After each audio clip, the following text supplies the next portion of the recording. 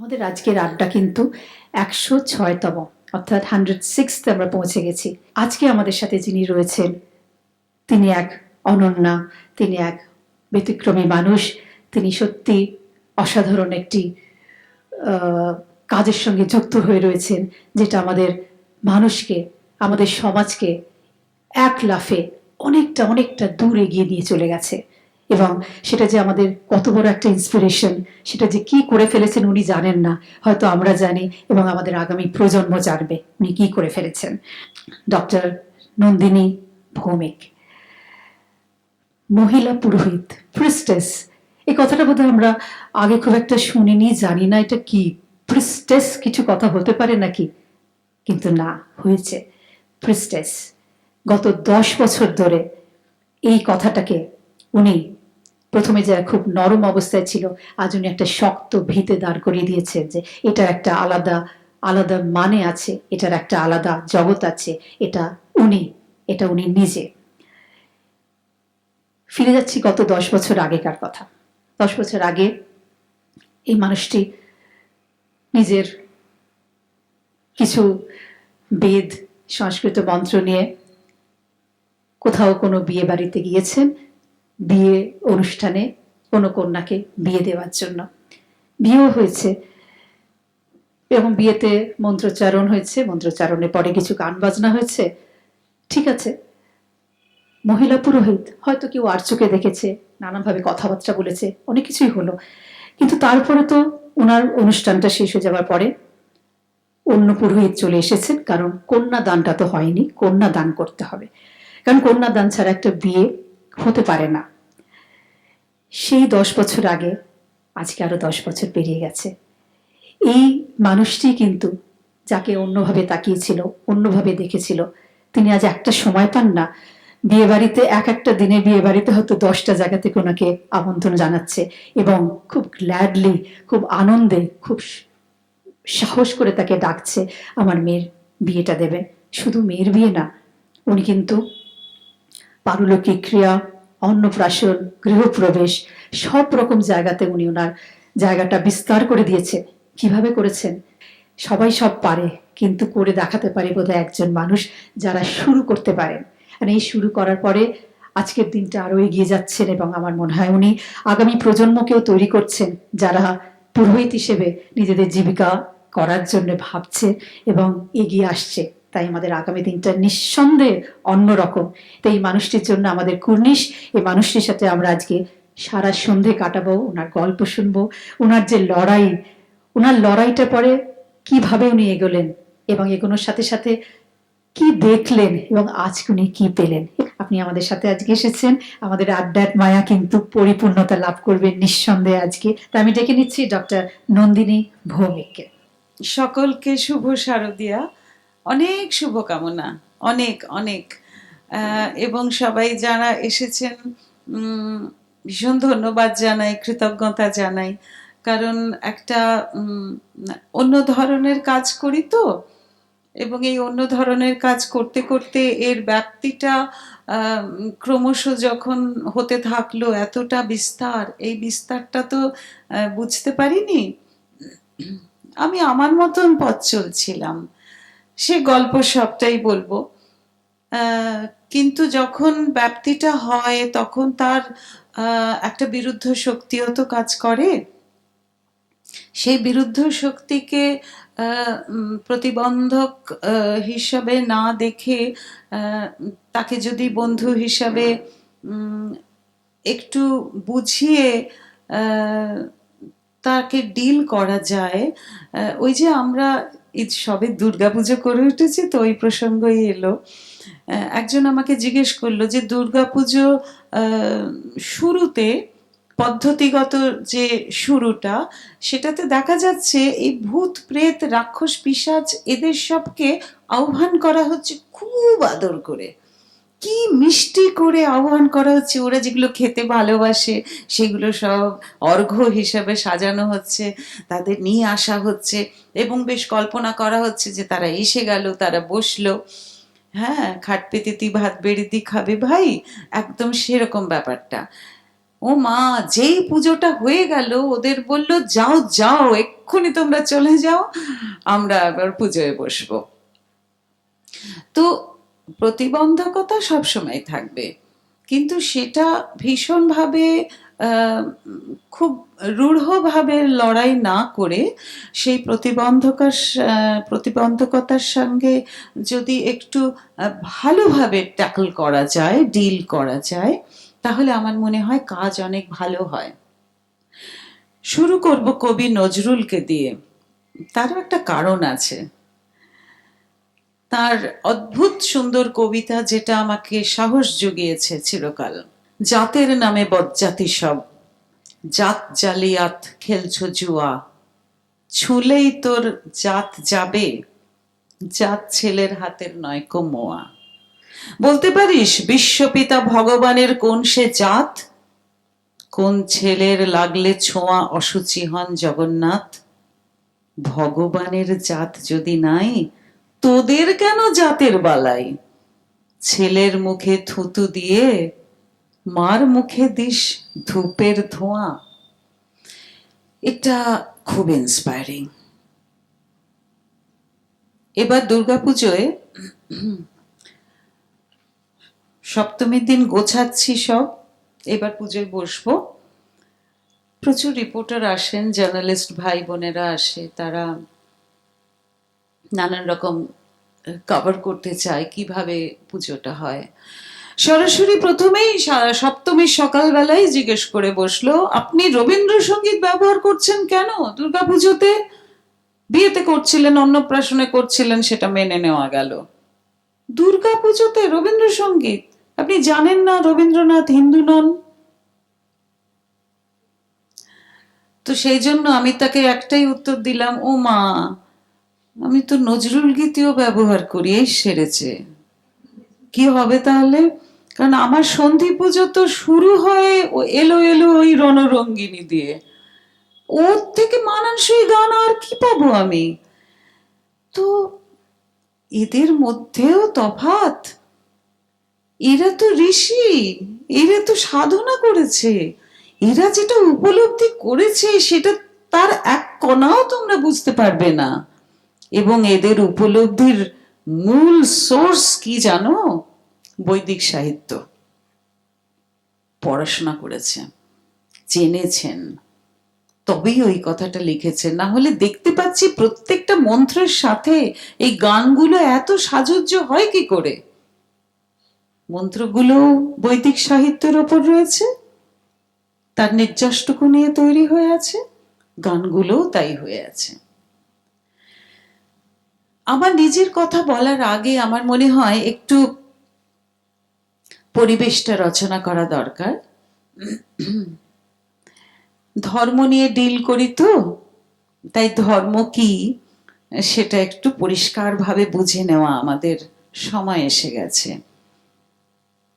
ধর্ম বলতেই আমরা ভাবি রিলিজন। ধর্ম আসলে কি দেখা যাক আমাদের প্রাচীন সংস্কৃত সাহিত্যে। দেখা যাচ্ছে ধর্মের 5টা লক্ষণ রয়েছে। অহিংসা সত্যমস্তেয়ং শৌচং সংযমমেব চ এতৎ সামসিকং প্রোক্ত ধর্মস্য পঞ্চলক্ষণম। এবার ভালো করে বুঝিয়ে বলি। ওমা, আমি যে বাংলা বলি সংস্কৃতর পরে, সেটা মারাত্মক খারাপ। দুর্গাপুজোর আসরে যদি আমি একটাও বাংলা বলি, আমাকে প্রত্যেকবার আবার আচমন করে সংস্কৃত বলতে হবে। আমি খুব কলুষিত করে ফেলেছি দুর্গা মায়ের স্থানটি। তো অসুবিধে নেই, ওই যে বললাম প্রতিবন্ধকতা থাকবেই। দেবদেবীরা শুধু সংস্কৃত বোঝেন এটা আমি কিছুতেই মানতে পারবো না। তো সেখানে নিজের মাতৃভাষায় একটু বলবো, কথা বলবো, তাতে তো ভক্তিটা আরো ভালো করে প্রগাঢ়ভাবে আমি পৌঁছে দিতে পারবো। আর সংস্কৃতটা একটু পড়েছি, ওইটাই তো পড়েছি, আর তো বিশেষ কিছু জানি না। তাহলে সংস্কৃতটা সঠিকভাবে যদি উচ্চারণ করে থাকি, সেটাও আমার শিক্ষকদের কৃতিত্ব। তারা ওইভাবে আমাদের শিখিয়েছেন যে এইভাবে উচ্চারণ করতে হয়, সেটা লোকের ভালো লাগে শুনতে। ধর্মের পঞ্চলক্ষণের ব্যাপারে। প্রথম হচ্ছে অহিংসা। অহিংসা সম্বন্ধে আমাদের সবার একটু ইতিহাস ভিত্তিক ধারণা আছে। প্রাচীন সংস্কৃত সাহিত্য বলছে, তোমার প্রতি অপরের আচরণটি যেমন চাও তুমিও তেমন আচরণ করো অপরের সঙ্গে, সেটাই অহিংসা।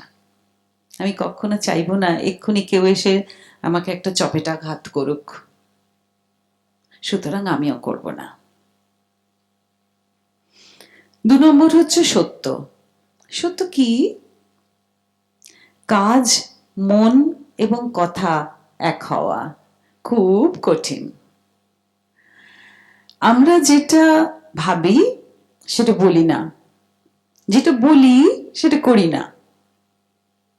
এই তিনটেকে যদি একটা ইকুইলিব্রিয়ামে আনা যায়, সেটাই কিন্তু সত্য। আর আমি বিশ্বাস করি এর থেকে বিচ্যুত হওয়াটা অধর্ম, পাপ। যেটা ভাবো সেটা বলো, যেটা বলছো সেটা করো, করে দেখাও। না হলে বলো না, বলো না। অস্তেয় অন্যের জিনিস অন্যায়ভাবে গ্রহণ না করা। মা গৃধা কস্য স্বেদ্ধনম, এটা খুব ইম্পর্ট্যান্ট। আমাদের বড্ড লোভ হয়, ইস ও শাড়িটা কি ভালো, ওর গাড়িটা কি ভালো, ও বাড়িটা কিভাবে সাজিয়েছে দেখো কি ভালো, অ্যাপ্রিসিয়েট করো। কিন্তু তার জন্য নিজে হীনমন্যতায় ভুগো না। ওটা কোনো বেঞ্চমার্ক হতে পারে না ভালো থাকার। ওটা তোমাকে অ্যাচিভ করতেই হবে by hook or crook. No, সেটা করতে হবে না। অ্যাপ্রিসিয়েট করো সবাইকে, সবার ভালোটাকে ভালো বলো, তাতে মনের উদারতা প্রকাশ পায়। কিন্তু ওটা যে করে হোক পাওয়ার চেষ্টা করতে গিয়ে যদি অসৎ উপায় অবলম্বন করতে হয়, সেখান থেকে নিজেকে বিরত রাখো।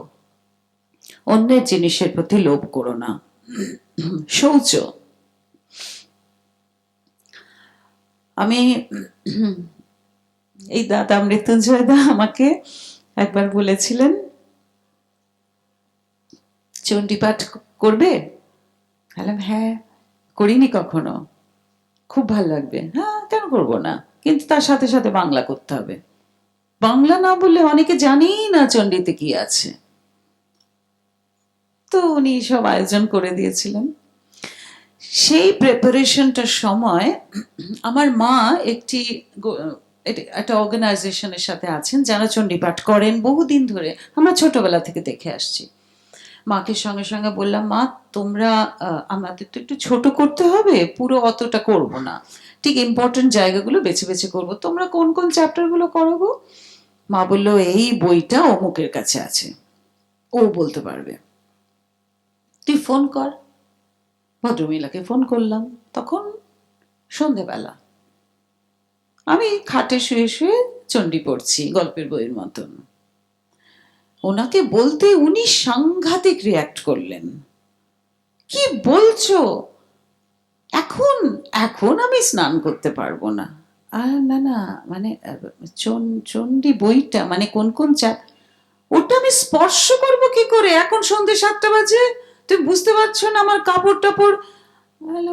কাপড় টাপড়ের সাথে চণ্ডী মানে প্রাচীন সাহিত্য আমার সাবজেক্ট, এটা তো আমি শুয়ে শুয়ে গল্পের বইয়ের মতো পড়ি। এই যে ওই ওনার কোনো দোষ নেই, কিন্তু এটা আমাদের বহু বহু যুগ ধরে চলে আসা একটা সংস্কার। আমরা কখনো সেটাকে প্রশ্ন করিনি। আমরা রবি ঠাকুর পড়ব, বঙ্কিম পড়ব, পুরনো অনেক কিছু, রামায়ণ মহাভারতও আমরা পড়তে পারি, কিন্তু চণ্ডী স্পর্শ করতে গেলেই আমাদের শুদ্ধ বস্ত্র পরে চান করে ঠাকুর ঘরে গিয়ে, চণ্ডী শুধু ঠাকুর ঘরেই থাকেন, ওই বইটা খাটের ওপর থাকবে না। এই যে ভাবনাগুলো, এই ভাবনাগুলো আমি নিন্দে করছি না, আমি বলছি একটু প্রশ্ন করুন এই ভাবনাগুলোকে। শ্রী শ্রী চণ্ডী পুরাণের সময় একটা লেখা বই, আপনি ব্রহ্মবৈবর্ত পুরাণ তার ট্রান্সলেশনটা নিয়ে সুন্দর করে বসে বসে আপনার ঘরে পড়ছেন, বেডরুমে, অসুবিধা নেই তো। ওই পুরাণের মধ্যেই কিন্তু চণ্ডী আছে। শ্রী শ্রী চণ্ডীতে যেটা দেবী সূক্ত, সেটা ঋগ্বেদের বাক সূক্ত, একই, সেম। তাহলে ঋগ্বেদের বইটা আমি যেখানে সেখানে পড়তে পারি, তাহলে চণ্ডীর বইটা পড়বো না কেন? You have to be logical. এই সময় দাঁড়িয়ে যেখানে আমরা সবাই লেখাপড়া জানি, সংস্কৃত জানতেই হবে এমন কোনো মানে নেই। সমস্ত বই সুন্দর ট্রান্সলেশন বেরিয়ে গেছে ইন এভরি ল্যাঙ্গুয়েজ। পড়ুন, নিজে পড়ে দেখুন কি আছে, দেখবেন যে সুন্দর বিবরণ আছে। সেখানে একটি একটি অসুর এবং দল বেঁধে দলগতভাবে অসুরদের সাথে একটি বিশাল শক্তি, তিনি নারী শক্তি, তিনি কিভাবে লড়াই করছেন তার অদ্ভুত সুন্দর সুন্দর বিবরণ আছে। এবং তার জন্য তারপরে যখন উনি জয়লাভ করছেন, কিভাবে দেবতারা তার স্তুতিগান করছেন, বিবরণ আছে। তো এই কথা বলতে আসছিলাম আমি, শৌচ। এই শৌচ প্রসঙ্গে এতগুলো কথা এলো। আমাদের বাইরেটা শুধু সূচি থাকলে হবে না ভাই, তার থেকে অনেক বেশি সূচিতা আনতে হবে ভেতরে। রবীন্দ্রনাথ বললেন না, সূচি বসন ছাড়ি আইরে ধুলার পরে, ধুলা মন্দির কবিতাতে একেবারে তাই। মানে এমনও শুনেছি আমার শাশুড়ি মার কাছে যে সিল্কের শাড়িটা ঠাকুর ঘরে রেখে দেবে, ওটা রোজ কাচতে হয় না, ওটা শুদ্ধ। কিন্তু তুমি যদি সুতির শাড়ি পরে রোজ সন্ধে দাও, তাহলে তো ওটা তোমার রোজ কাচতে হবে। তো ইটস মাচ মোর কমফোর্টেবল একটা সিল্কের শাড়ি রেখে, তোমার পুরোনো একটা সিল্কের শাড়ি ওখানে রেখে দাও, ওটা পরে তুমি দিব্যি ঠাকুর ঘরে ঢুকে যাবে। সূচি, ডেফিনেশন অফ সুচিতা, পিওরিটি, এগুলো আমাদের মধ্যে খুব এলোমেলো হয়ে আছে। একটা সময় হয়তো কোনো প্রয়োজন ছিল, একটা সময় এইসব নিয়মগুলো প্রচলন হয়েছিল, তৈরি হয়েছিল, কিন্তু এখন আমরা একটু লজিক্যালি ভাববো। সুচিতার যে অ্যাবসলিউটলি ইম্পর্ট্যান্ট ডেফিনেশন, যেটা ভীষণ ভীষণ গুরুত্বপূর্ণ, সেটা হচ্ছে অভ্যন্তর সূচি করো। ওম বিষ্ণু ওম বিষ্ণু ওম বিষ্ণু বললাম, একজন তো শিউরে উঠেছিলেন, বলেছিলেন যেখানে মেয়েরা এইভাবে ওম বিষ্ণু বলছে আমি তার চৌকাট মারাবো না। ভাবলাম তাহলে এমএ পড়ার সময় 100 নম্বর বেদ ছিল কেন? সব কটা মন্ত্র তো পড়ানো হয়েছে, আমরা সব কটা মন্ত্র বলেছি, সঠিক স্বরে বলেছি, তার উপর পরীক্ষা হয়েছে, নম্বর হয়েছে। সেটা যেই আমি অ্যাপ্লাই করতে যাব, ঠাকুর দেবতারা সব দল বেঁধে খেপে উঠবেন আমাদের ওপর, কারণ আমরা নারী জাতি। সুচিতার ব্যাপার আছে। মাসে কয়েকটা দিন আমরা শুচি নই। আরে বাবা, ওই কটা দিন যদি আমার মেনস্ট্রুয়েশন না হয়, তাহলে তো ডাক্তার দেখাতে হবে, হলে তো সুবিধে, তাহলে তো ওটা স্বাভাবিক। তাহলে আমি অসুচি হব কেন? অসুচি মারাত্মকভাবে হব যদি আমি সত্যের অপলাপ করি। মারাত্মকভাবে আমি অসুচি হব যদি আমি আরেকজনকে ঘৃণা করি, আরেকজনের জিনিসের প্রতি লোভ দেখাই, পরশ্রী কাতরতা, ঈর্ষা, অসূয়া, এইগুলো পাপ, এইগুলো সুচিতার অভাব। খুব কঠিন। তার থেকে অনেক সোজা একটা শুদ্ধ শাড়ি পরে ঠাকুর ঘরে ঢুকে যাওয়া, অনেক সোজা মাসে ওই 4 দিন ঠাকুর ঘরে না ঢোকা। আরে বাবা, ঠাকুর কি শুধু ঠাকুর ঘরে থাকেন? এটা হয়, এত বড় বিশ্ব প্রপঞ্চময় একটা বিশাল শক্তি সেটাকে চালনা করছে, সে শুধু ঠাকুর ঘরে বসে আছে দরজা বন্ধ করে। সবার মধ্যে আছে, প্রত্যেকটা আনাচে কানাচে সে আছে। আনাচে কানাচে যদি থাকে, তাহলে মাসের ওই 4 দিনও কিন্তু সে আমার মধ্যে আছে। কি করে অশুচি হব আমি?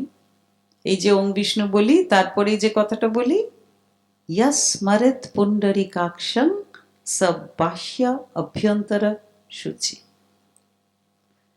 এটা তো শাস্ত্রের নিদান, কোন যুগে লেখা হয়ে গেছে।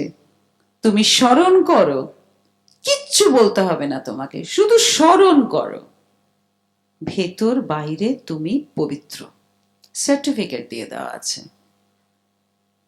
তাহলে যারা আমাদের ওপর এরম আচরণ করছেন, জাতপাতের বিচার করছেন, তারা তাহলে ওইটাকে অস্বীকার করছেন। স্মরেত পুণ্ডরীকাক্ষ, ওটা তো একদম সত্যি কথা, ওটা তো আমাদের শাস্ত্র। সংযম, শৌচর পরেই হচ্ছে সংযম। সম, নিজেকে শান্ত রাখতে হবে, আর দম, অনেক কিছু থেকে নিজেকে দমন করতে হবে, কন্ট্রোল। এই শান্ত থাকতে গেলেও প্রচুর কন্ট্রোলিং পাওয়ার দরকার, যেটা খুব ডিফিকাল্ট। আমরা একটু অশান্ত থাকতে খুব পছন্দ করি। তাহলে কি হলো? ধর্মের 5টা লক্ষণ খুব সোজা: অহিংসা, সত্য, অস্তেয়, শৌচ, সংযম। এখানে রিলিজিয়ন কই? নেই। রিলিজন অন্য জিনিস। রিলিজন হচ্ছে একটা রাস্তা, যে রাস্তা দিয়ে এই লক্ষ্যে আমরা পৌঁছতে পারি, সেটা রিলিজন, সেটা ধর্ম নয়। ডক্টর মহানামব্রত ব্রহ্মচারীর কথা লিখে এনেছি।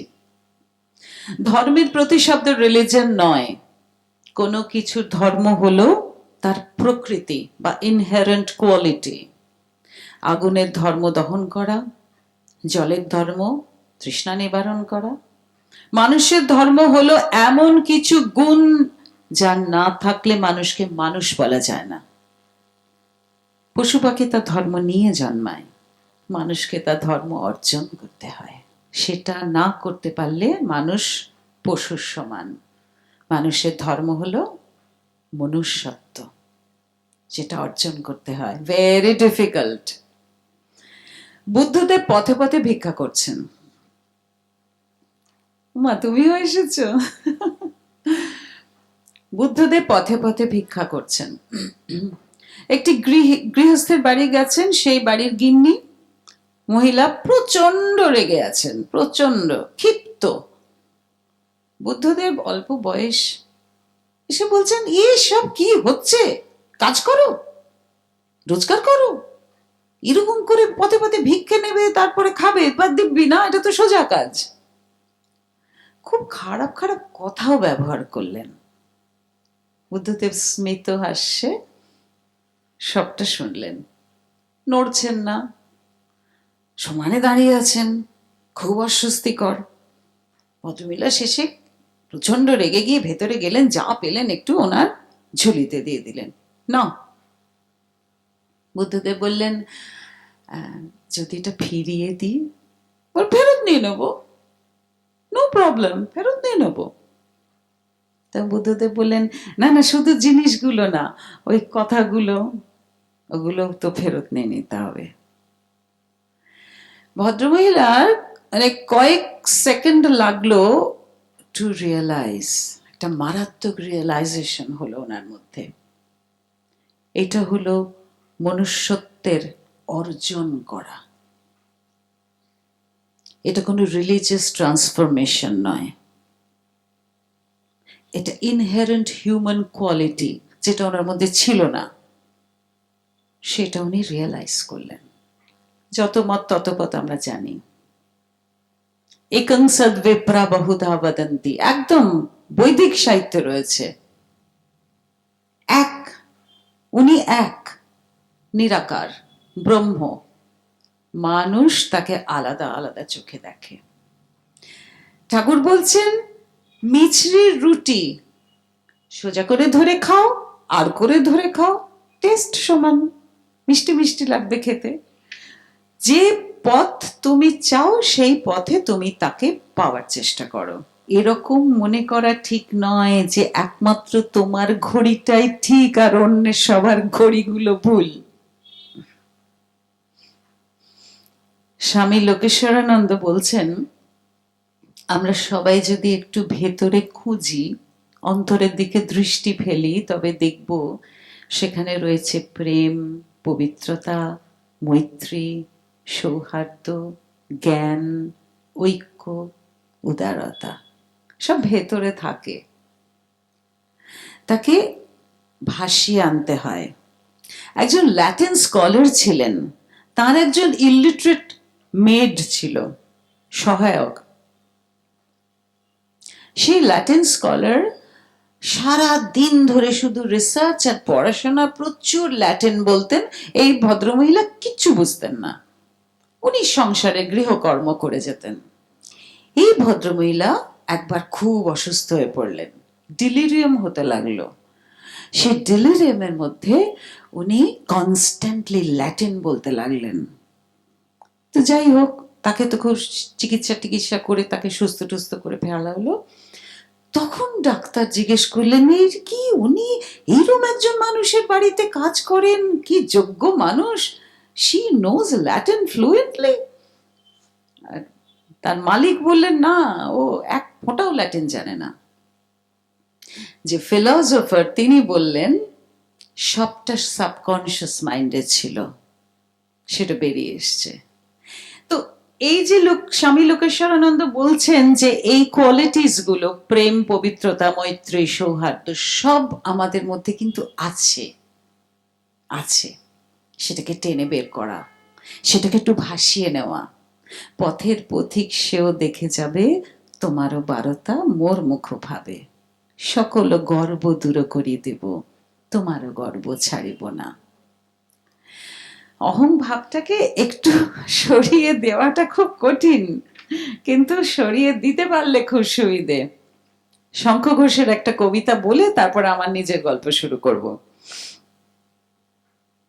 সব সময় কি ভালোই বলবে লোকে, মন্দ কথাও শুনতে হবে কিছু, তাই বলে কি ভেঙে পড়বে শোকে, তাতেই এমন করবে মাথা নিচু।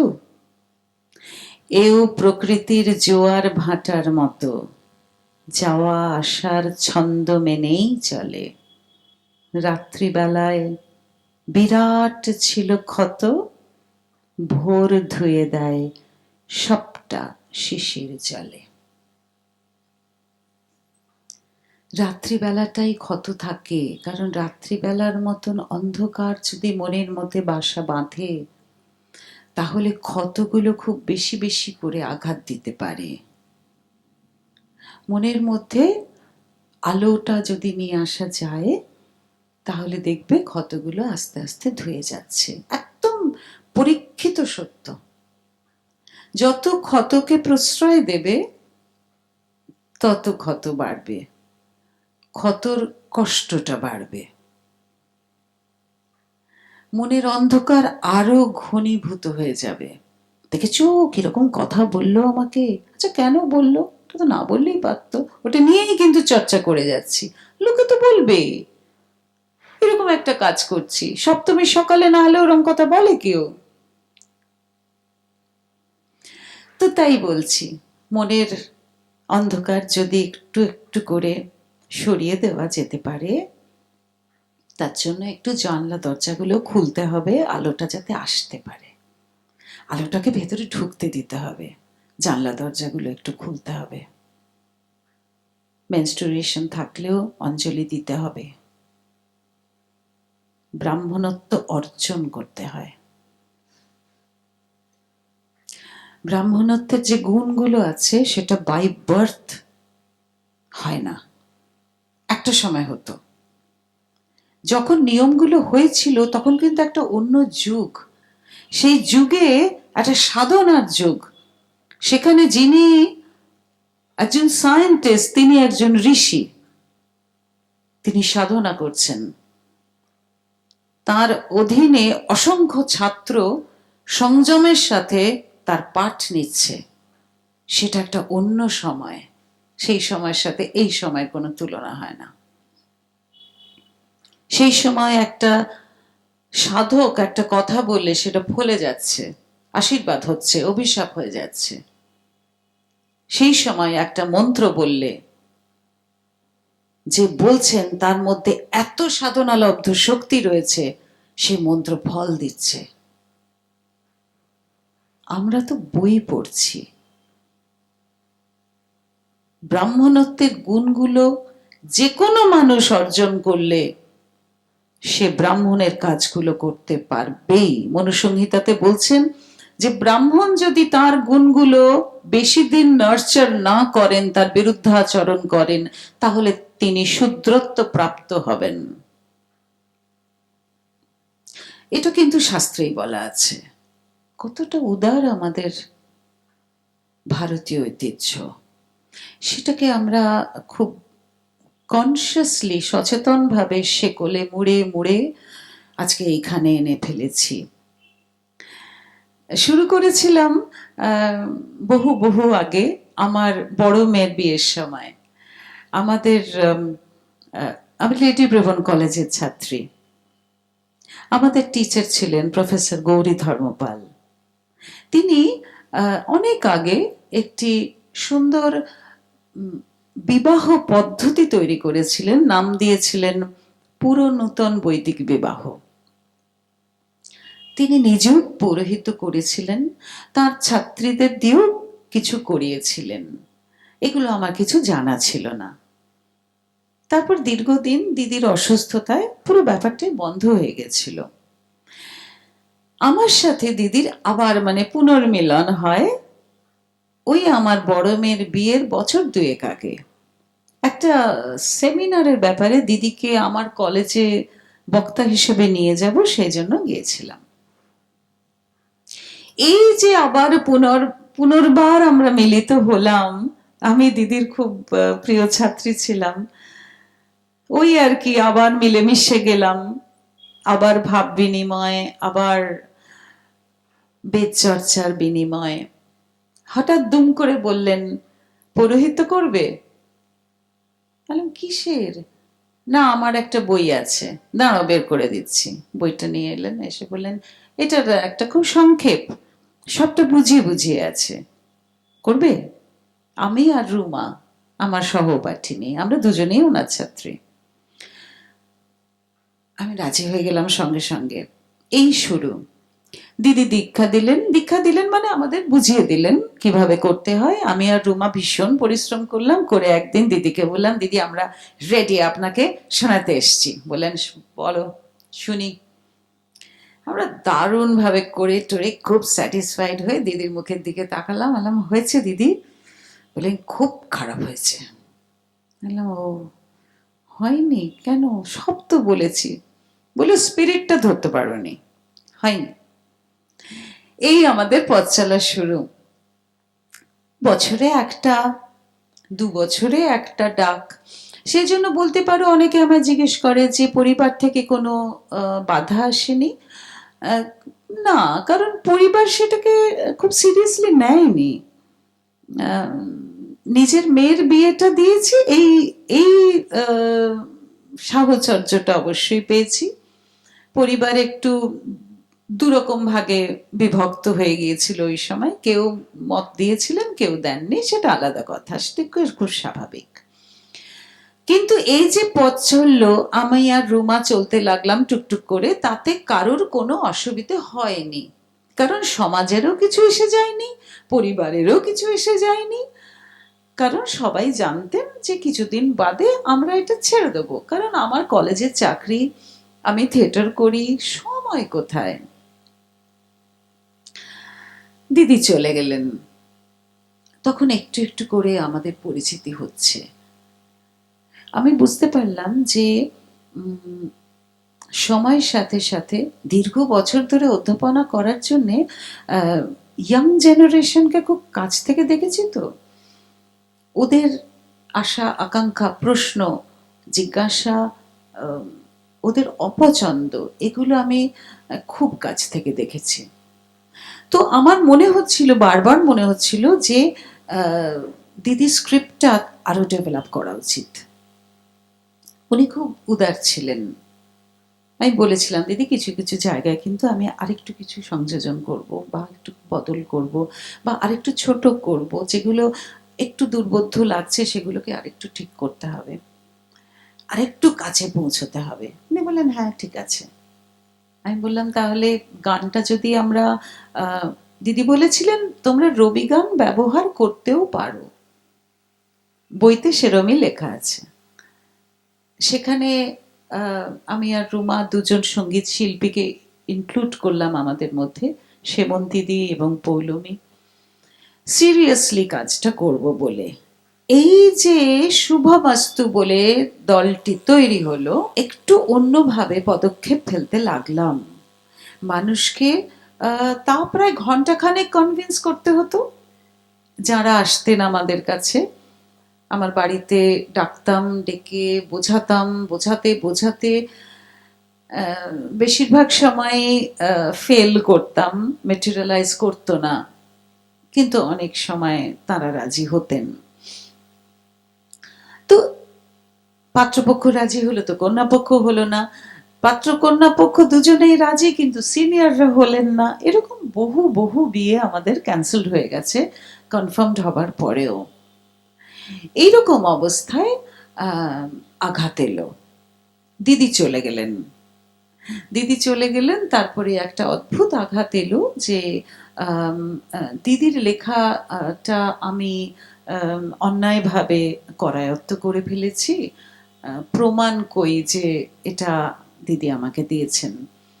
তো প্রমাণ তো সত্যি নেই, ছবি শুধু প্রমাণ যে আমি আমার মেয়ের বিয়ে দিচ্ছি আর দিদি আর দাদার সামনে বসে আছেন।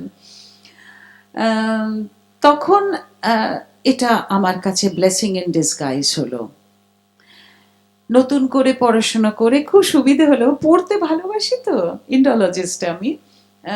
প্রাচীন ভারতের সংস্কৃতি, ইতিহাস, প্রাচীন ভারতের সাহিত্য পড়লে সেগুলো ধরা পড়ে যায়, খুব ভালো লাগে। তো আবার নতুন করে সব ফেলে একেবারে খোল নলচে বদলে শুরু করলাম নতুন ভাবে। এবং এইবারে যে দৃঢ় পদক্ষেপ নিলাম, শুধু বিবাহ নয়, পারলৌকিক, বাৎসরিক, যেটা মধুছন্দা বলল, অন্নপ্রাশন, গৃহপ্রবেশ, কোনোটাই আমাদের প্রথাগত নয়। একমাত্র বিবাহটা আমরা যেভাবে দেখে অভ্যস্ত সেভাবে আমরা কাজ করি, অবশ্যই কন্যাদান ছাড়া, গোত্রান্তর ছাড়া। নিশ্চিত করতে চেষ্টা করি একটি মেয়ে যাতে বিয়ের আসরে সম্পূর্ণ মর্যাদা এবং সমান অধিকার নিয়ে বিয়ে করতে পারে। আমাদের প্রথাগত যে বিবাহ পদ্ধতি, সেখানে ছেলেটি সব কাজ করে, মেয়েটি চুপ করে বসে থাকে, এটা খুব স্বাভাবিক, কারণ বাল্য বিবাহ ছিল, মেয়েরা লেখাপড়া জানতো না, তারা ঘরের মধ্যে থাকতো। অসুজ্জম পর্ষা বলে একটা ভয়ঙ্কর শব্দ আমাদের ডিকশনারিতে পাওয়া যায়। এহেন সমাজ যখন বদলে গিয়ে মেয়েরা এতটা এনলাইটেন্ড, তাহলে তো ভাই এই নিয়মগুলো বদলাতে হবে। তাহলে অন্নপ্রাশনে একটি কন্যা সন্তানের অন্নপ্রাশন ভিন্ন হবে কেন একটি পুত্র সন্তানের অন্নপ্রাশনের থেকে? পদ্ধতিগতভাবে আলাদা হবে কেন? হওয়ার তো কথা না। আমরা তো অন্নপ্রাশনে কবি সুকান্ত বলি, ছাড়পত্র, যে এই বাচ্চাটির জন্য এই পৃথিবীটিকে বাসযোগ্য করতে হবে আমাদের। এটাই আমাদের হবে দৃঢ় অঙ্গীকার এই অন্নপ্রাশনের শুভক্ষণে। গৃহপ্রবেশে আমরা প্রকৃতি পূজা করি। প্রকৃতি যদি, পৃথিবী যদি ঠিক থাকে, তাহলে এই গৃহটি ভালো থাকবে ভাই। সেখানে কোনো দেবদেবীর প্রয়োজন নেই। সব দেবদেবীরা রয়েছেন, সর্বত্র রয়েছেন, আমাদের মধ্যেও রয়েছেন। এইভাবে পথ চলা শুরু। আর পারলৌকিক আর বাৎসরিক কি বলবো, বেদ, উপনিষদ, গীতা থেকে, এবং পঞ্চকবির গান, নজরুল, দ্বিজেন্দ্রলাল রায়, অতুলপ্রসাদ, রজনীকান্ত, রবীন্দ্রনাথ, এক করে রামমোহন রায়ের একটা গানও সেমন্তিদি ইনক্লুড করেছে বাৎসরিকে, অসাধারণ গানটা। তো এই এই তো আমাদের সম্পদ। মণি মাণিক্য যদি ছড়ানো থাকে, বাংলা গানের মধ্যে এবং সংস্কৃত সাহিত্যে মালা গাঁথতে অসুবিধে কোথায়? সেখানে কি আমরা জাত দেখব, আমরা জটিলতা দেখব? যাই হোক, আমাদের অসীম আহ, ঈশ্বরের কৃপা যে আমরা পারলৌকিক এবং বাৎসরিক কাজে প্রচুর প্রচুর ডাক পাই, যেখানে শুধু মানুষ বসে শোনেন আমাদের কথা আর গান শোনেন। সেইভাবে আচার পালন কিছু হয় না, পিণ্ডদান হয় না। আমরা মনে করি আহ, একটি আত্মা আমাদের থেকে অনেক বেশি বলবান। যারা পড়ে রইলেন, যারা শোকার্ত, যারা বিরহ কাতর, তাদের জন্য আমাদের বসাটা দরকার। এই কোভিডের মধ্যে শুভমাস্তু অসংখ্য অনলাইন ভার্চুয়ালি পারলৌকিক এবং বাৎসরিক করেছেন। এত মৃত্যু হয়েছে, এত মৃত্যু হয়েছে, কত জায়গা থেকে ডাক এসেছে। ছেলে বসে আছে আমেরিকায়, কলকাতায় মা চলে গেলেন কোভিডে। ছেলে গুগল মিটে আমাদের পারলৌকিক দেখছে আর অঝরে কেঁদে যাচ্ছে। অনেক অনেক ঘটনা এরকম ঘটেছে।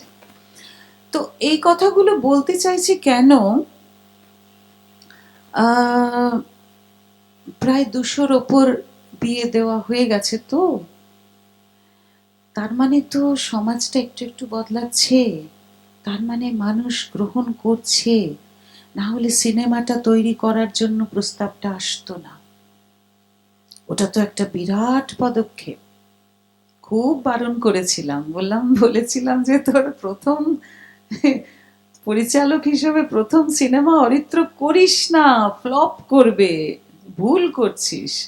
তো অরিত্র করলো, এবং সত্যি ব্রহ্মা জানেন খুবই মানে কোভিডের লকডাউন হয়ে গেল, তা সত্ত্বেও ব্রহ্মা জানেনের যে জনপ্রিয়তা হলো, সেটা একটা মাইলস্টোন বটে। আমি বলবো যে এই যে মানুষজন এখনো সংখ্যায় মাইনরিটি হলেও এই যে মানুষজন আমাদের সার্ভিস চাইছেন এবং সেটা সম্মান দিয়ে চাইছেন, আগের মতো নয়। প্রথম বছর যখন দুর্গাপুজো করলাম, তখন প্রচুর প্রচুর তির্যক উক্তি শুনতে হয়েছে আমাদের। ওই 4 জন গয়নাগাটি পরে বসে পড়ল, উফ, মানে সমাজটাকে পুরো শেষ করে দিয়ে ছাড়বে এরা। মা দুর্গাকে নিয়ে এরকম ছেলে মানুষই, এটা তো পুজো। কেন পুজো নয়?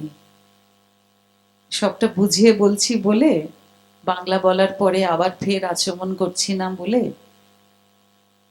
সবটা তো পড়াশোনা করে করছি। তার জন্য বইগুলো কিন্তু বাংলায় বলা আছে, যে কেউ পড়ে বুঝতে পারবেন। গো থ্রু দ্য বুকস, দূরে থাকবেন না। ধর্মটাকে আমরা কিরকম যে একটা রিলিজিয়ান ভেবে সেটাকে ভয়ে ভয়ে দূরে ওই চণ্ডী, শ্রী শ্রী চণ্ডীর বইটা ঠাকুর ঘরে রেখে দিচ্ছি। শ্রী শ্রী চণ্ডীর বইকে বুকে রাখুন, বুকে। গীতাকে বুকে রাখুন, শুয়ে শুয়ে গল্পের বইয়ের মতন পড়ুন, রোজ একটা করে চ্যাপ্টার। কেন বুঝতে পারবেন না? সবাই আমরা লেখাপড়া জানি, ডেফিনেটলি বুঝতে পারবো। ভলেন্টারি রিটায়ারমেন্ট নিয়ে নিলাম। 26 বছর হয়েছিল সংস্কৃত পড়াচ্ছিলাম একটি কলেজে দক্ষিণেশ্বরে। আমার খুব দুর্নাম ছিল। আমার বাবা আমাকে ইংলিশ মিডিয়াম স্কুলে পড়িয়েছেন বলে এই সব ভয়ঙ্কর খারাপ খারাপ বুদ্ধি আমার মাথার মধ্যে আসে, যেগুলোতে খুব অসুবিধে হয়ে যায়। পরিবারের অসুবিধা হয়, সংসারের অসুবিধা হয়, সমাজের অসুবিধা হয়ে যায়। সবকিছুর পেছনে আমার বাবা দোষী ছিলেন। আমার বাবা সন্ন্যাস নিয়েছিলেন, গৃহী সন্ন্যাসী। হ্যাঁ, বৈরাগ্য সাধনে মুক্তি সে আমার নয়। শেষ দিন পর্যন্ত সংসার প্রতিপালন করেছেন। 92 বছরে এই বছর বাবা চলে গেলেন। খুব সুন্দর জীবন যাপন করেছেন। বাবাকে সন্ন্যাস নিতে আমরা দেখেছি, নিজের শ্রাদ্ধ করতে দেখেছি, এইগুলোর মধ্যে দিয়ে বাবা ক্রিয়াযোগী ছিলেন। আমিও ক্রিয়াযোগী, বাবার কাছে দীক্ষা নিয়েছি, বাবার কাছেই ক্রিয়াযোগ শিখেছি। যে নিঃশ্বাসের দিকে নজর রাখো, চক্রে চক্রে ধ্যান করো, সেটা তুমি বাসে চলতে চলতেও করতে পারো। আমি বলতাম আমার তো সময় নেই, চাকরি ছেড়ে দিলাম। যাদবপুর ইউনিভার্সিটিতে অনেক বছর পড়িয়েছিলাম গেস্ট ফ্যাকাল্টি হিসেবে। যখন দক্ষিণেশ্বর কলেজে চাকরি ছাড়লাম তখন ওরা বললেন তাহলে আর একটু বেশি ক্লাস নাও। রাজি হয়েছিলাম, সপ্তাহে একদিন যেতাম, অনেকগুলো ক্লাস নিতাম। কিন্তু সেটাও তারপরে দেখলাম না, হবে না, এইটা আমার ফুল টাইম জব করতে হবে, কারণ মানুষ বদলাচ্ছে, একটু একটু করে আমার কাজের পরিধি বদলাচ্ছে, বাড়ছে, নানান ধরনের ইন্টারভিউ। একটা ফিল্ম হয়ে যাওয়ার পরেও থামেনি ব্যাপারটা। সত্যজিৎ রায় ফিল্ম ইনস্টিটিউট থেকে যে স্টুডেন্টরা, তাদের ছোট ছোট শর্ট ফিল্মস বানাতে হয়, প্রজেক্ট, তারা এই টপিকটা নিচ্ছে তাদের প্রজেক্ট অনুযায়ী। এই বছর দুজন ফিল্ম মেকার, তারা আমেরিকা থেকে ওখানকার দুর্গাপুজো কভার করে এখানে চলে এসেছে, এখানকার দুর্গাপুজো কভার করে একটা প্রজেক্ট করছে। তাহলে তো মানুষ বদলাচ্ছে, তাহলে তো মানুষ বুঝছে। কারণ মানুষ তো সবাই লেখাপড়া জানে, এটা তো একটা ইন্টেলেক্টের ব্যাপার, এটা শুধু ইমোশন নয়। ভক্তি থাকতে হবে, বিশ্বাস রাখতে হবে, কিন্তু বুঝতে হবে, মেধাটাকে কাজে লাগাতে হবে, এটা খুব ইম্পর্টেন্ট। আর সব রয়েছে বইগুলো। সুতরাং ফুল টাইম এটাতেই মনোনিবেশ করলাম। একটা স্ক্রিপ্ট তৈরি করি, সেখানেই থামি না, স্ক্রিপ্টটা কনস্ট্যান্টলি ডেভেলপ করতে থাকি।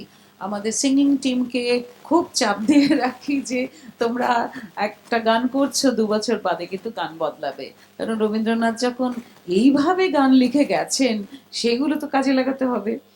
এত ভালো ভালো গানের সম্পদ ভান্ডার আমাদের রয়েছে, ভাবা যায় না। আমি তো মাঝে মাঝে গানের কথাও ব্যবহার করি।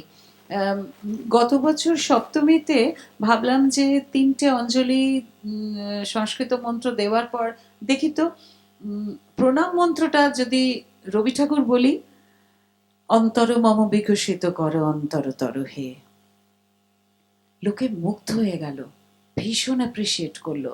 ব্যাস, আমারও নেশা ধরে গেল। সপ্তমী পুজো শেষ করে বাড়িতে এসে আবার গীতবিতান সঞ্চয়িতা খুলে পরের দিন অষ্টমীতে আবার কি রবীন্দ্রনাথ আমি ইউজ করব। এইভাবেই তো এগোতে হবে, চর্চার পর চর্চা। সেই জন্য চাকরিটা ছেড়েছি। দুর্গা পুজো হয়েছে, লক্ষ্মী পুজো হয়েছে, সরস্বতী পুজো আমার মতন করে করতাম চিরকাল, মূর্তি লাগে না। আমি এখনো বিশ্বাস করি যে আমাদের মধ্যে ঈশ্বর বাস করেন। মূর্তি আছে ভালো কথা, কিন্তু তিনি সর্বত্র আছেন, মূর্তির মধ্যেও আছেন, তিনি সবার মধ্যে আছেন। সেই জন্য আমাদের মধ্যে কোনো ডিসক্রিমিনেশন হওয়া সম্ভব না, হতে নেই। একটি ছেলের বাবা এসে বলেছিলেন যে আপনার সব কথা মেনে নিলাম, একটু কন্যাদানটা আপনি অ্যালাউ করুন, এটা আপনাকে আমার রিকোয়েস্ট। উনি খুব বড় চাকরি করতেন। আমি বললাম যে ও তাহলে ঠিক আছে, আপনার পুত্রবধূ কি করেন? না, আমার ছেলের সাথে একই কলেজ থেকে পড়েছে, ওরা একই অফিসে চাকরি করে। খুব ভালো, না তাহলে আগে পুত্রদানটা করে তারপর আমি কন্যাদান করে দেবো, অসুবিধা নেই। দুটোই দান করতে পরস্পরকে, এটা খুব ইম্পর্টেন্ট। ভদ্রলোক কিন্তু কনভিন্সড হয়ে গেলেন।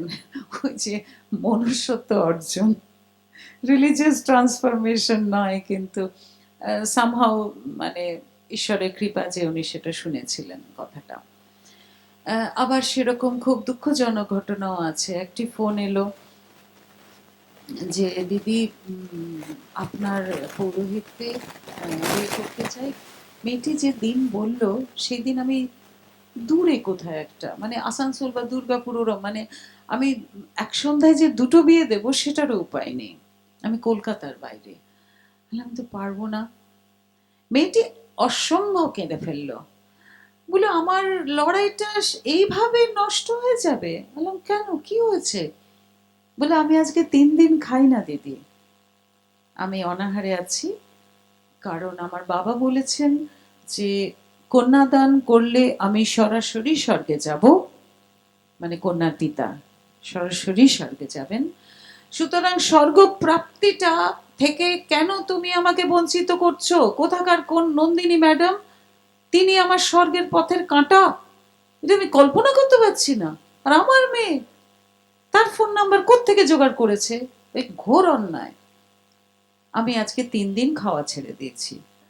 ঠিক আছে, তুমি নন্দিনী ম্যামকে ডাকো, আমি থাকবো না, কিন্তু তুমি খাও। আর আপনি বলছেন আপনি পারবেন না। পারিনি। তারপর মেয়েটির কি হয়েছে আমি জানি না। এরকম আরেকটি মেয়েও ওর মা বাবাকে রাজি করাতে পারলো না, ওর কন্যাদান হলো, হওয়ার পরে বিয়ের পরে একটা লম্বা চিঠি লিখেছিল আমাকে, যে আমি অঙ্গীকার করছি দিদি, আমি ভীষণভাবে প্রার্থনা করছি আমার একটি মেয়ে হোক, এবং এইভাবে তার বিয়ে যেন আমি দিতে পারি কন্যাদান ছাড়া। এইটাই হবে আমার প্রতিবাদের ভাষা, আর তো কিছু আমার জানা নেই। তো এই হচ্ছে আমাদের সমাজের অবস্থা। গত বছরও বাধার কথা হচ্ছিল না, গত বছর খুব সম্ভ্রান্ত একটি জায়গায়, খুব সম্ভ্রান্ত দুটি পরিবারে বিয়ের আসরে বসেছি, অনেকটা এগিয়ে গেছে। তখন ওই আগুনের চারপাশে 7বার অগ্নি প্রদক্ষিণও কমপ্লিট, এবারে ওই খই দেওয়া হবে, লাজা হোম যেটা আমরা বলি। আমি খই ঢেলে আগেই কুলোটি প্রস্তুত করে রেখেছিলাম, সেটি ওদের দুজনের হাতে দিয়ে বললাম আগে পেছনে দাঁড়াবে না, পাশাপাশি দাঁড়াও, কেউ কাউকে লিড করার কোনো দরকার নেই, পাশাপাশি দাঁড়াবে, হাত ধরে দাঁড়াবে, এই হাতটা ছাড়বে না তোমরা। প্রথমবার যেই খইটি দেওয়া হলো, আমার পেছনে আমি একটা গুঞ্জন শুনতে পাচ্ছি কিছুক্ষণ ধরে, বুঝতে পারছিলাম না। শেষে একটি মহিলা পাত্রপক্ষের চিৎকার করে বলে উঠলেন, কি তখন থেকে সব ভুলভাল করছেন? আর সহ্য করতে না পেরে বলতেই হলো। এটা উনি বলছেন এমন সময়টাতে, যে সময়ে আমাকে সবাই চেনে, যে সময়ে ব্রহ্মা জানেন গোপন কম্মটি সিনেমা হয়ে গেছে, যে সময়টাতে আমার প্রচুর ইন্টারভিউ ইউটিউবে মানুষ দেখেন, সেই সময় কিন্তু এটা বললেন। কখনো বিচলিত হতে নেই। অহংভাবকে একেবারে তলানিতে যদি নামাতে পারো, তাহলে এই অদ্ভুত সিচুয়েশনগুলো খুব মজা করে আনন্দ করে কাটিয়ে তোলা যায়। সঙ্গে সঙ্গে জিজ্ঞেস করলাম কি হয়েছে ভাই? ওই খইটা তো আমাদের কেনা টাকায় নয়। মানে পাত্রীপক্ষকে তো আমি লিস্ট পাঠিয়েছি আমার কি কি লাগবে, পাত্রীপক্ষ একটা খইয়ের ঠোঙা দিয়েছে, সেই ঠোঙা আমি ঢেলেছি। এবার ওই ঠোঙা কার পয়সায় খইটা কেনা আমি তো জিজ্ঞেস করিনি, এটা আমার অন্যায় হয়েছে। I learned from that. কোনো ভীষণ বোঝাই যায় যে কনজারভেটিভ কোনো ফ্যামিলিতে আমি আগে এখন জিজ্ঞেস করিনি আমি কি এই খইটা ব্যবহার করব, না পাত্রপক্ষর পরিবার থেকে কেউ খই এনেছেন, না না না ওটাই দিন ওটাই দিন, ঠিক আছে। তো আই লার্ন ফ্রম দ্যাট, ওটা আমার ভুল ছিল। এগুলো কারোর দোষ নয়, এটা হচ্ছে এতদিন ধরে প্রচলিত একটা বিশ্বাস, সেটার বিরুদ্ধাচরণ করতে আমাদের ভয় হয়। সবাই তো আপনজন। ছেলের মাকে বারবার অনুরোধ করা সত্ত্বেও 2-1জন ছেলের মা ছেলের বিয়ে দেখতে আসেন না, ভয় পান যদি অকল্যাণ হয়।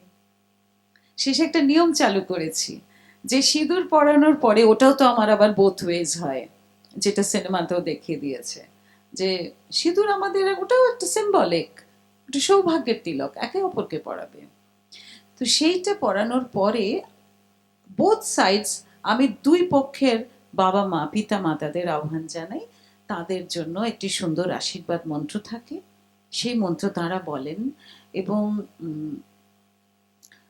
সদ্য বিবাহিত নবদম্পতিকে বলি, তোমরা সবার সামনে প্রমিস করো, যেটা ভীষণ ইম্পর্টেন্ট, বলো যে প্রণাম নাও, আমরা যেন চিরকাল আনন্দ ও যত্নে আনন্দ ও হাসি মুখে তোমাদের যত্ন করতে পারি। এটাও খুব ইম্পর্টেন্ট। ভারতীয় ঐতিহ্য, শুশ্রূষার ঐতিহ্য। শুশ্রূষা মানে সেবা নয়। শ্রু ধাতু সংস্কৃততে শোনা, শুশ্রূষা মানে শোনবার ইচ্ছা। বয়স্ক মানুষরা বারবার এক কথা বলেন, বিরক্ত হই আমরা, আমরা ব্যস্ত, অনেক কাজ, কিন্তু ওনাদের কথাগুলো শোনবার ইচ্ছা ভেতরে প্রস্তুত করতে হবে, তৈরি করতে হবে।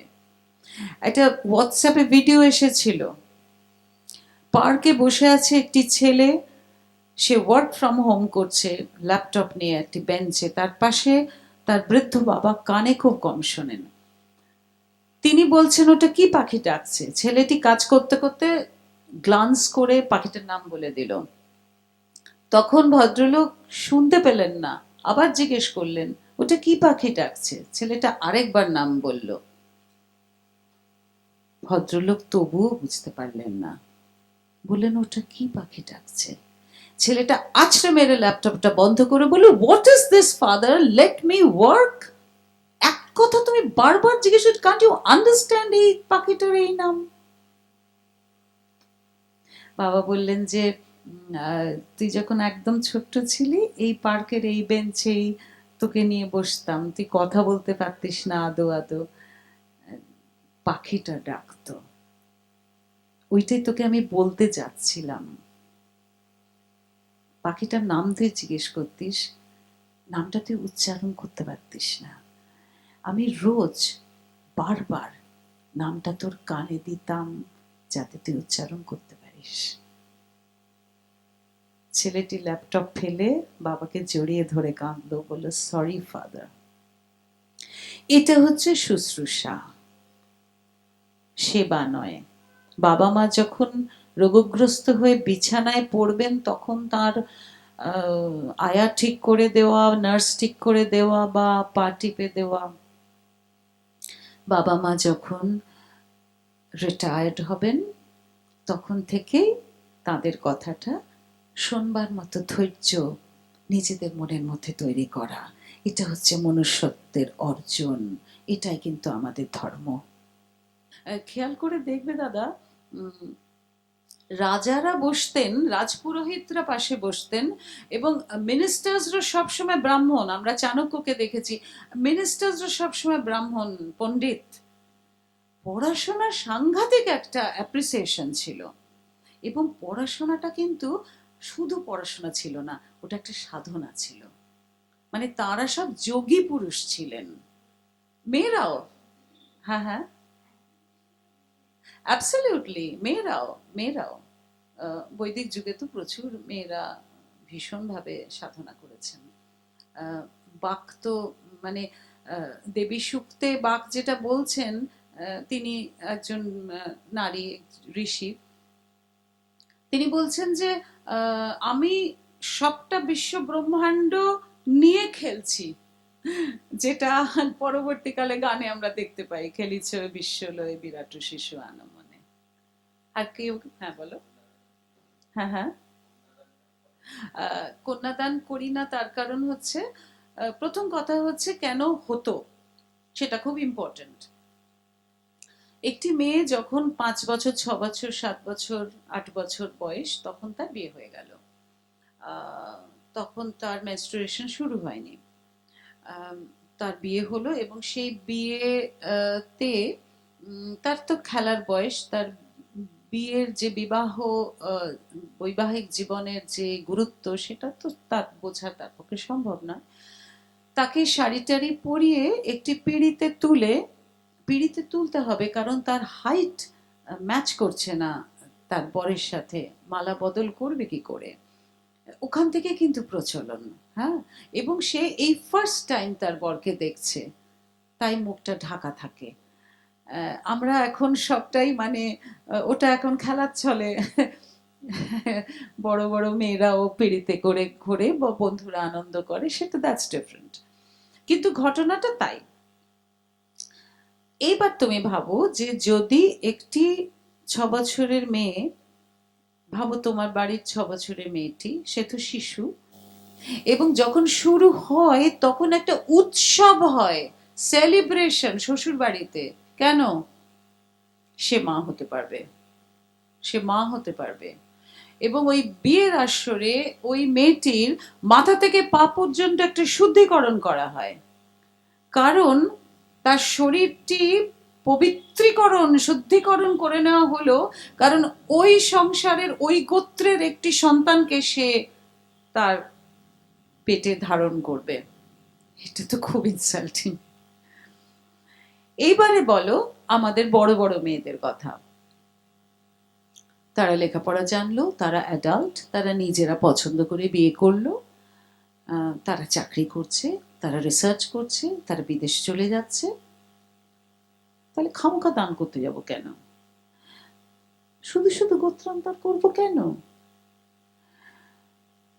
গোত্রান্তর মানে হচ্ছে ওই সময়ে স্ত্রী শিক্ষা নেই, একটি বাচ্চা মেয়েকে একটি বাড়িতে অন্য শ্বশুর বাড়িতে নিয়ে আসা হলো, সেই সময়ে সেই শ্বশুর বাড়ির যে আদব কায়দা সমস্ত কিছু প্রচলন, তাকে ওইভাবে নতুন করে গ্রুমিং করা শুরু হয়ে গেল, এবং বাপের বাড়ি সে খুব মাঝে সাঝে যেতে পারবে,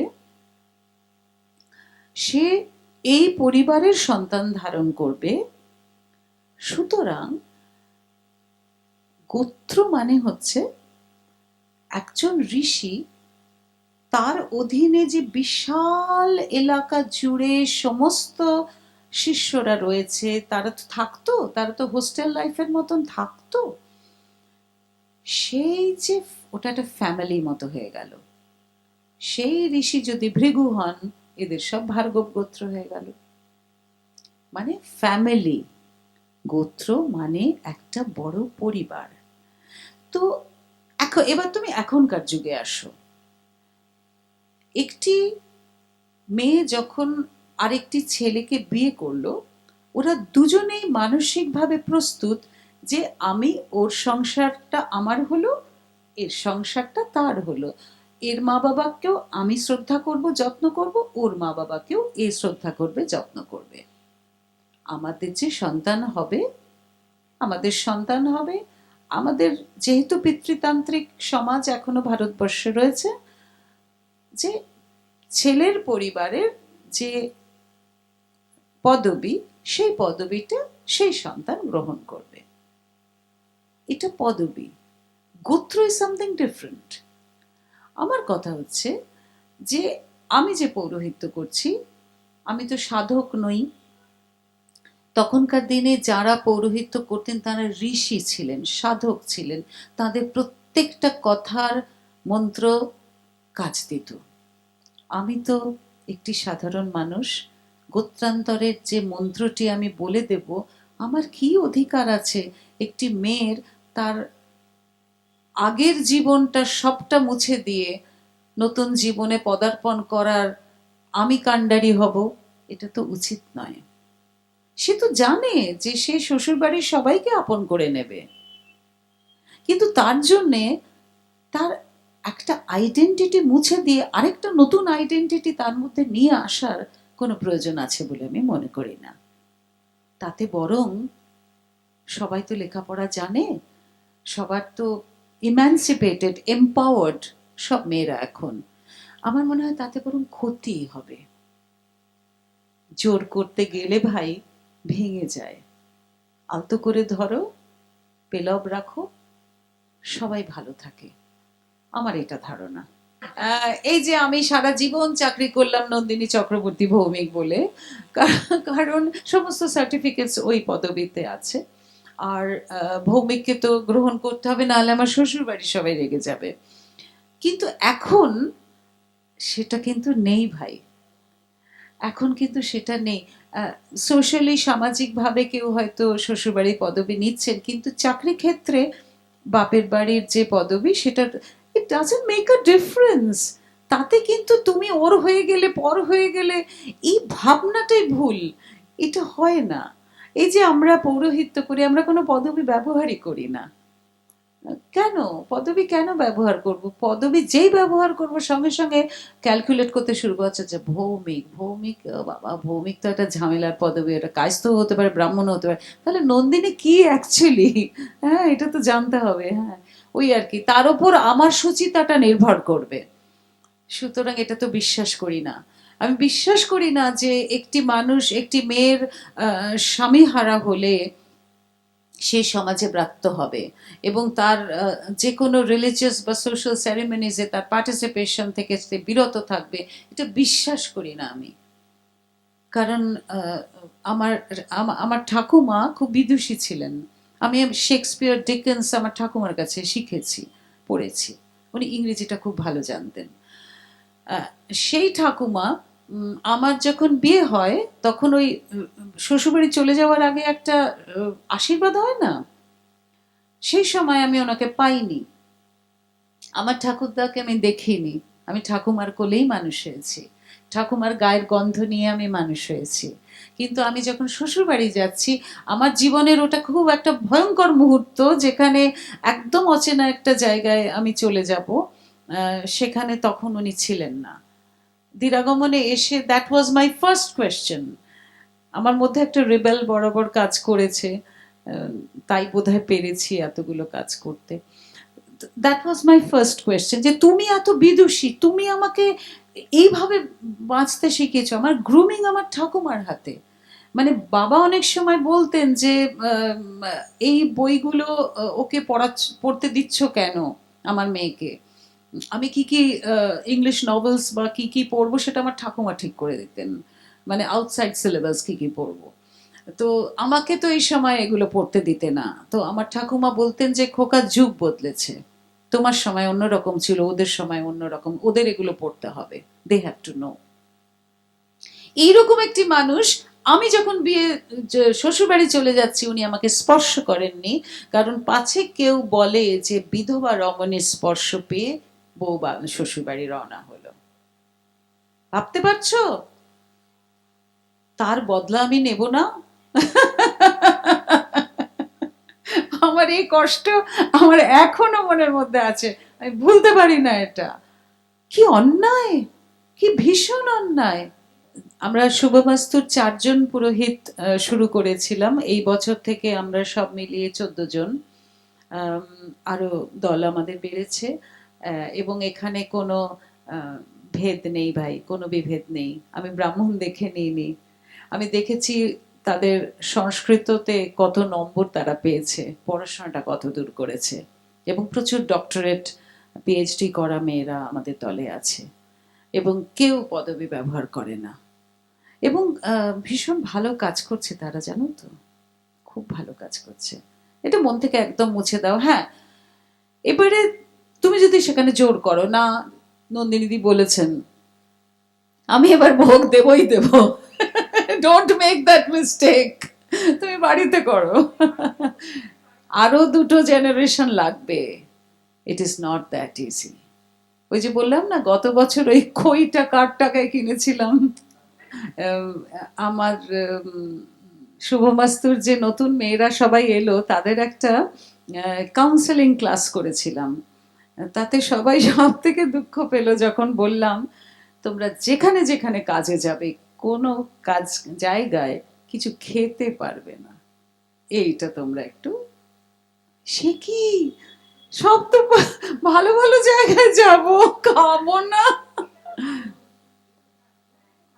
আমরা নিজেদের ওপর নিজেদের কিছু নিয়ম ঠিক করেছি, সেরকমই বলছি। ক্রিয়াযোগ কিন্তু সবসময় করা যায়। তুমি রান্না করতে করতেও তোমার শ্বাসের দিকে নজর রাখো, কোনো অসুবিধা হবে না। তাতে বরং কাজটা ভালো হবে, কনসেন্ট্রেট করতে পারবে ভালো করে।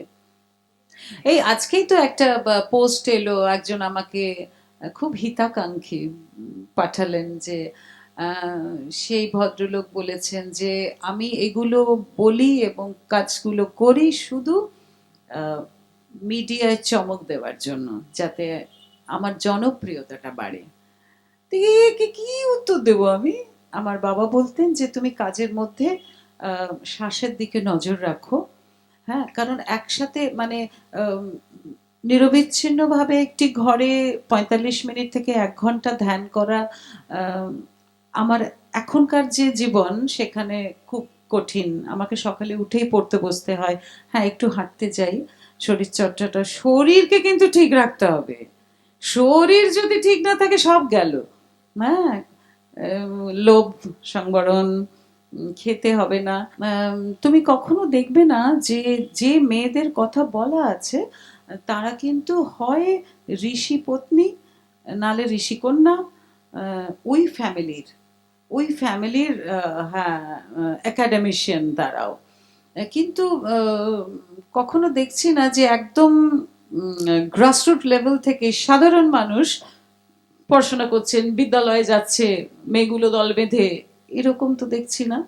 সেখানে বরং নারী স্বাধীনতা ছিল, অনেক অনেক স্বাধীনতা। অথর্ববেদে এক জায়গায় আছে যে হাজবেন্ড, সে স্বামী, সে যজ্ঞ করছে এবং প্রার্থনা জানাচ্ছে ঈশ্বরকে যে আমার বউ পালিয়ে গেছে, ওকে ধরে নিয়ে আসো। হ্যাঁ, নারী স্বাধীনতা ছিল, কিন্তু পিতৃতান্ত্রিক সমাজ ছিল। লেটার ভেদিক পিরিয়ডে সেটা সাংঘাতিকভাবে এই জাতি আলাদা আলাদা ব্রাহ্মণ, বৈশ্য, এইগুলো সব এসে গেল, তো সেগুলো সাংঘাতিকভাবে ঘুণ ধরিয়ে দিল সমাজে। এবং ব্রাহ্মণত্ব, এই যে বিবেকানন্দের কথায় যে একটি জাতি সমস্ত জিনিসটাকে নিজের করায়ত্ত করে সবার ওপরে ছড়ি ঘোরাবে আর অন্যেরা সব রয়েছে অথচ তার ভাগ পাবে না, এটাকে বরদাস্ত করা যায় না। সেজন্যই উনি বলেছিলেন যে শূদ্রত্বের জাগরণ হোক, শূদ্ররা অসীম শক্তিশালী, তার সাথে ওদের মেধা যদি জাগরিত করা যায়, একাডেমিক কোয়ালিটিগুলো যদি জাগরিত করা যায়, তাহলেই ভারতের উন্নতি সাধন হবে এবং নারী শক্তি যদি জাগতে পারে। ব্রাহ্মণ জাতি একটা গোটা সমাজকে লিড করছে, তাকে একটা প্রস্তুতির মধ্যে দিয়ে যেতে হবে। অরিজিনালি যে উপনয়ন সংস্কার যেটা তৈরি হয়েছিল সেটা কিন্তু খুব নোবেল, ভীষণ প্রয়োজনীয় জিনিস। একটি ছেলে সে অ্যাডোলেসেন্ট পিরিয়ডে যেই যাচ্ছে, সঙ্গে সঙ্গে তাকে সংযম শেখানো হচ্ছে। এবং শুধু ওই কটা দিন নয়, ওই গোটা বছরটা যদি সঠিকভাবে সে করে, তাহলে কিন্তু তাকে তৈরি করা হচ্ছে, সে যখন বড় হবে, that boy will lead the society.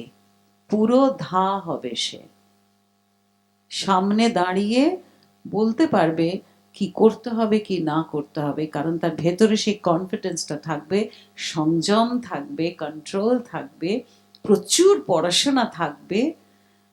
বইতে উপনয়ন এই জন্যেই করা, সেজন্যই তাকে দ্বিজ বলা হয়। যে সে যখন ব্রাহ্মণ পরিবারে জন্মালো, তাকে কেউ পাত্তা দিচ্ছে না, ওই সংস্কারটার পরে সে মানুষ হলো, এইবার তার ট্রেনিং পিরিয়ড শুরু হলো। সুতরাং জিনিসটা কিন্তু ভেরি নোবেল কজ। এবার আমরা কি করছি? প্রথম কথা, আমরা যে বাচ্চাটি 9 বছর বয়সে স্কুলে গিয়ে বলছে যে জানিস তো আমার আগামী মাসে আমার বইতে এই তোরা সব আসবি, পার্টি হবে, কে কে কি কি গিফট দেবে, কন্ট্রোল তো দূরের কথা, তার লোভটাকে বাড়িয়ে দেওয়ার সমস্ত কিছু ব্যবস্থা ওই উপনয়ন সেরেমনিটার মধ্যে হয়ে গেল। ফলে হলো কি, তার ক্লাসের মধ্যে যে অন্য ছেলেমেয়েরা রয়েছে, তাদের মধ্যে যারা ব্রাহ্মণ নয়, তারা এবার বাড়িতে গিয়ে জিজ্ঞেস করবে যে আমাদের পইতে হবে না, তখন ওর বাবা মা বলবে না আমরা ব্রাহ্মণ নই। এটা সাংঘাতিক ক্ষতিকারক এই যুগের জন্য। কারণ এক সিলেবাস পড়ছি আমরা, তখন কিন্তু এক সিলেবাস নয়, তখন একটাই সিলেবাস, শুধু ব্রাহ্মণ এবং ক্ষত্রিয় বেদ চর্চা করছে, আর কেউ করছে না সেটা। কেন খই আর ঘি লাজা হোমে দিচ্ছে? আগুন, প্রত্যেকটা ঘরে ঘরে আগুন আছে, গৃহপতি অগ্নি বলে, প্রত্যেকটা বাড়িতে আগুন থাকতো, আগুন ওদের বন্ধু, ইলেকট্রিসিটি ছিল না। তো সেই আগুন ওদের বাড়ির একজন ফ্যামিলি মেম্বারের মতো। তখন তাকে আমি কি গিফট দেব? এত সুন্দর, আজকে আমার বাড়ির মেয়ের বিয়ে হচ্ছে, অগ্নিদেব তোমাকে আমি কি গিফট দেবো? একটা দাহ্য উপহার দিতে হবে। সেই জন্য আমি কি কি প্রডিউস করতে পারি? আমার অনেক ধান আছে, চাল আছে, আর আমার অনেক গরু আছে। তো ওই খই তৈরি হলো চাল থেকে, আর দুধ থেকে ঘি তৈরি হলো, এই দুটো দাহ্য, সেই জন্যই লাজাহম। এবারে মধুবনীর বাড়িতে যারা দুর্গাপুজো করেছিল তারা কল্যাণীতে একজনের বাড়িতে কালী পুজো করছে, আর এদিকে আমাকেও একটি কালী পুজো করতে হচ্ছে। এই প্রসঙ্গেই বলি যে কালী পুজো করবার কথা আমরা কল্পনাই করতে পারি না। কোনো ত্রুটি হয়ে গেলে মানে একেবারে উনি সাংঘাতিক। কিন্তু গল্পের বইয়ের মতো যদি কালী পুজো পদ্ধতি ভালো করে পড়া যায়, তুমি ভালোবেসে ফেলবে পদ্ধতিটার উপর। কি মিষ্টি ব্যাপারটা, ভারী সুন্দর, ভারী সুন্দর। আরেকটা জিনিস কিন্তু আমি একটু প্রচলন করার চেষ্টা করছি, এতদিন আমি সেটা করিনি। আমরা যারা চারজন শুভমাস্তু কাজ করেছি এত বছর ধরে, আমরা এটা রোজগারের জন্য করিনি। আমাদের প্রত্যেকের নিজস্ব পেশা আছে, আমাদের টাকার জন্য এটা করতে হয়নি, ঈশ্বরের কৃপায়। ফলে অবশ্যই আমরা দক্ষিণা গ্রহণ করেছি, এবং সেই দক্ষিণার বিনিময়ে আমরা প্রচুর সামাজিক কাজ করতে পেরেছি এবং করে চলেছি আজও। কিন্তু আমি চাই যে এই যে মেয়েরা আমাদের জয়েন করলো, এবং ভবিষ্যতে যারা কাজ করবে, মেয়েরা পেশাগতভাবে পৌরোহিত্য করে যে অর্থ ওরা গ্রহণ করবে সেটা দিয়ে ওদের সংসার চলবে, ওদের আর কোনো চাকরি করতে হবে না।